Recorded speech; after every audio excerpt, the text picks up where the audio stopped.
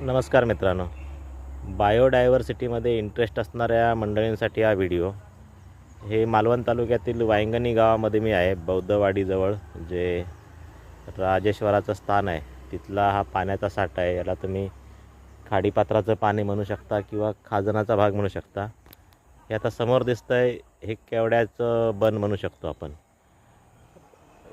सिंधुदुर्ग जिल्ह्यामध्ये किती ठिकाणी असं शिल्लक आहे काय माहीत, परंतु इथे मोठ्या प्रमाणामध्ये आहे. आणि ह्या पाण्याचं वैशिष्ट्य म्हणजे खास गोष्ट तुम्हाला सांगतो की ज्यांना आपण पाणमांजरं म्हणतो ती या पाण्यामध्ये मोठ्या संख्येने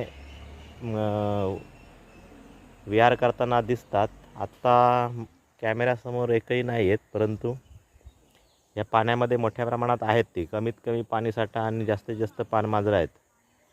तर ज्यांना पाणमांजरांच्या संदर्भामधला अभ्यास करायचा असेल त्यांना इथे येऊन अभ्यास करता येईल असं हे ठिकाण आहे. बाकी शोध घ्यायला गेला तर अजून खूप काही सापडू शकेल, परंतु पाणमांजरं दुर्मिळ प्रजातीमध्ये मोडतात असं मी समजतो.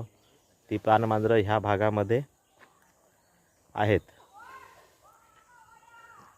तर मित्रांनो, जे कोणी मालवण तोंडवडी मार्गे कालावल मार्गे जातात त्यांनी ही वायंगणीची बौद्धवाडी लक्षात ठेवावी आणि इथल्या या पाण्याच्या साठ्याकडे जरा थांबावं.